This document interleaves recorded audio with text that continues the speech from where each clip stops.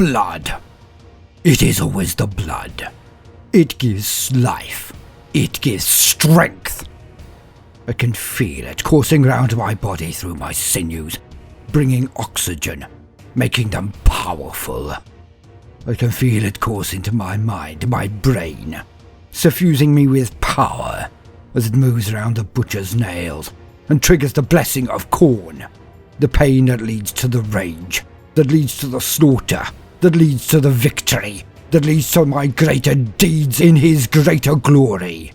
For Khorne cares not from where the blood flows, as long as it flows.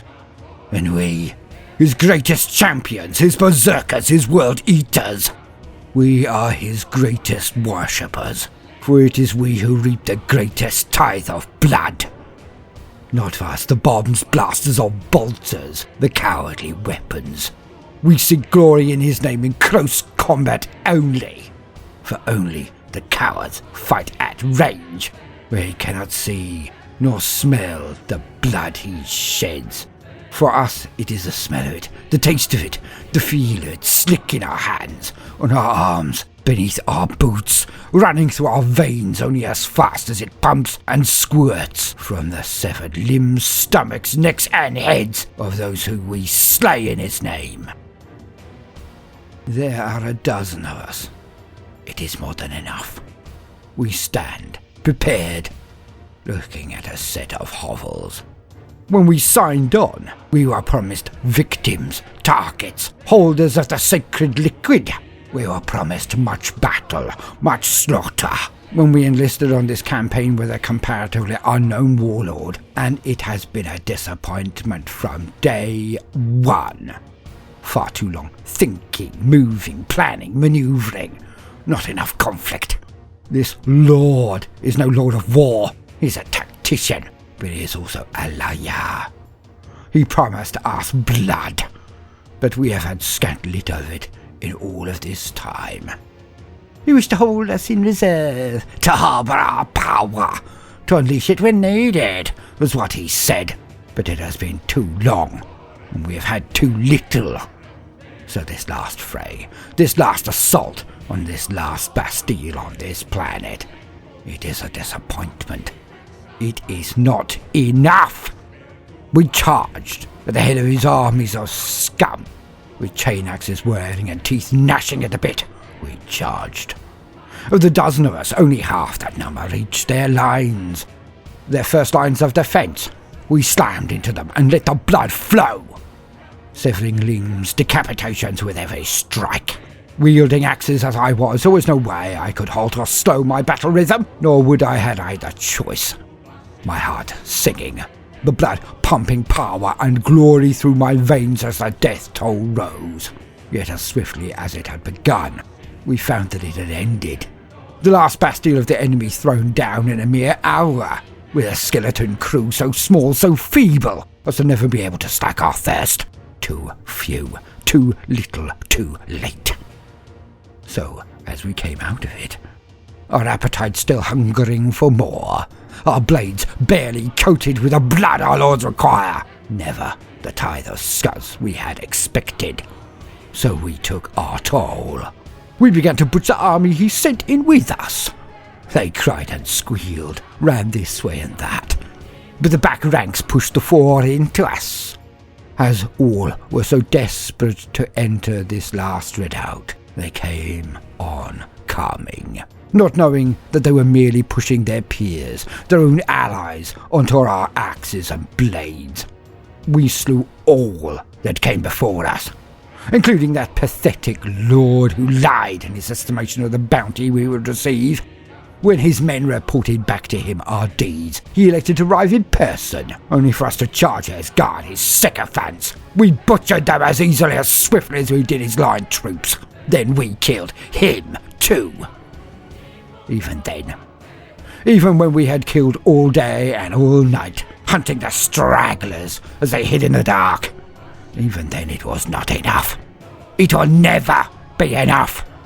For Khorne cares from not where the blood flows, as long as it flows.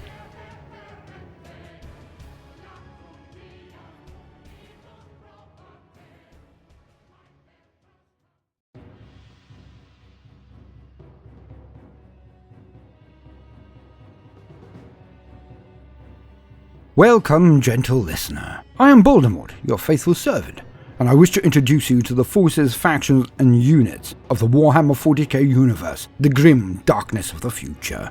Where there is no time for peace, there is only time for war.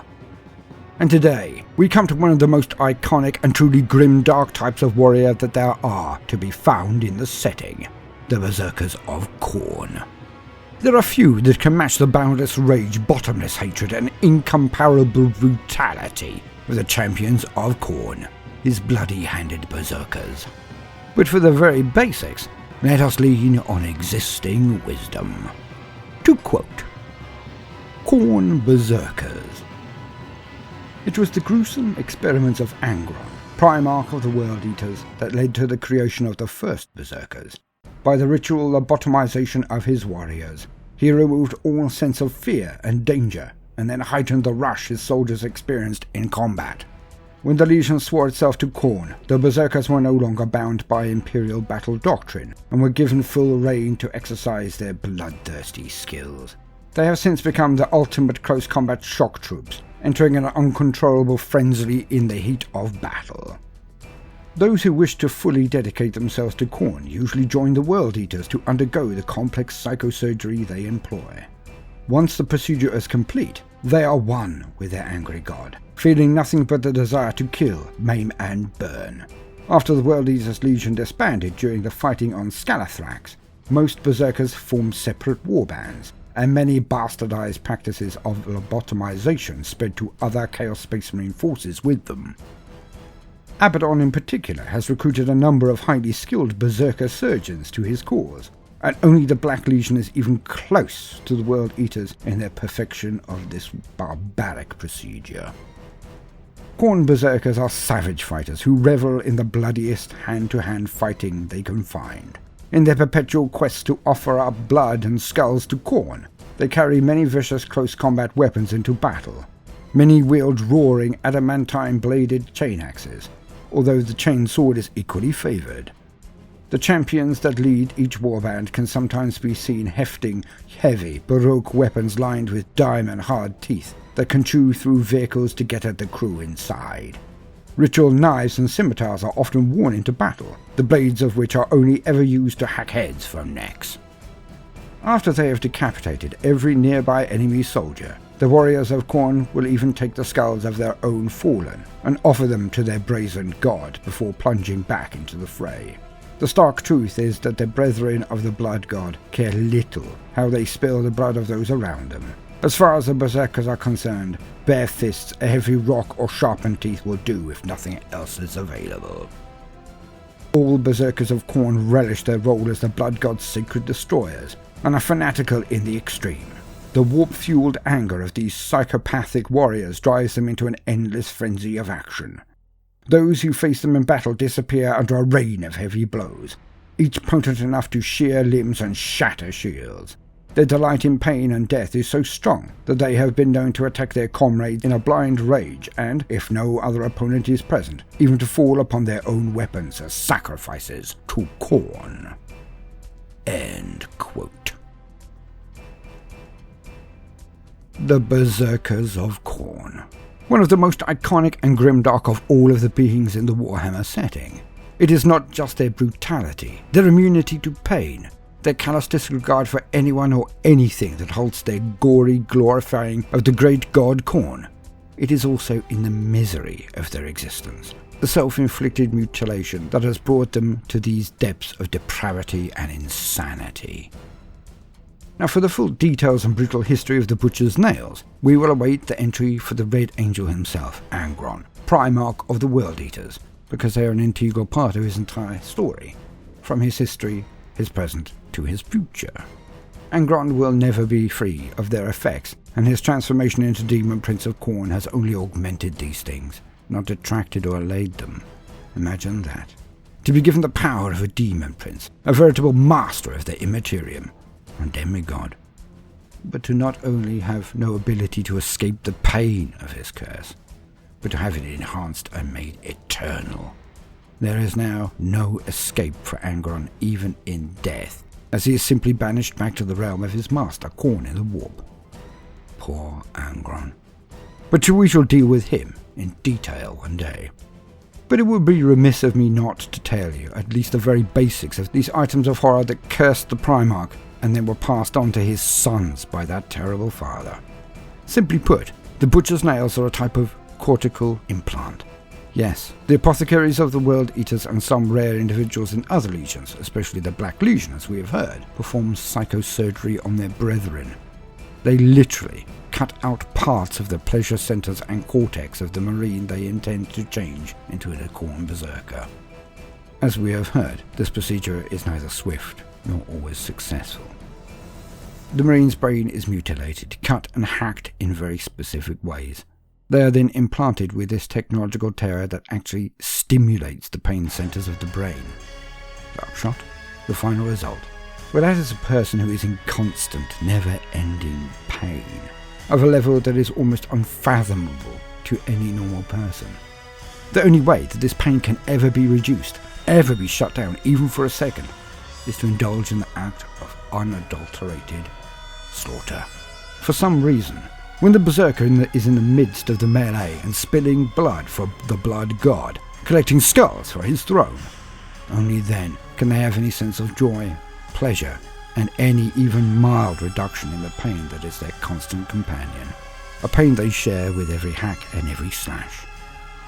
But all of this goes to the greater glory of Khorne, and it is his worshippers who actually volunteer for this mutilation, this destruction of their own mind, all for the power it grants. In their own way, they are really no different to the possessed, who we shall discuss in the future, and they allow their bodies to be used by demons, for both become nothing more than ravening beasts that crave only death and blood. For me, it is the most terrifying thing to know that this process is actually welcomed by the worshippers of Khorne. Imagine that, to willingly enter into a pact that will leave you in never-ending pain, only so you can shed more blood, be more lethal, be more able to kill. Now that is a level of fanaticism that should terrify any sane person. And that is before they are enhanced by these Butcher's Nails, before they are sent into an eternal state of rage. A rage so great that if there are not enough enemies to slay, not enough blood to be spilt, not enough skulls to be taken for their god, then they will, as we have heard, turn on one another or even kill themselves, given enough time, without the alleviating respite that can only be found in the midst of a massacre. Now that, to me, is grimdark. I have been Baldermort, your faithful servant. I hope you have enjoyed this brief introduction to the Bezerkers of Khorne. If so, then please do consider liking and subscribing. If you do, then hit the notification bell, as I would not want you to miss out. If you are a regular gentle listener and see the worth in what we do, then please do consider supporting us on Patreon. Now, no matter what you do today, do try to make some time for fun. Toodaloo.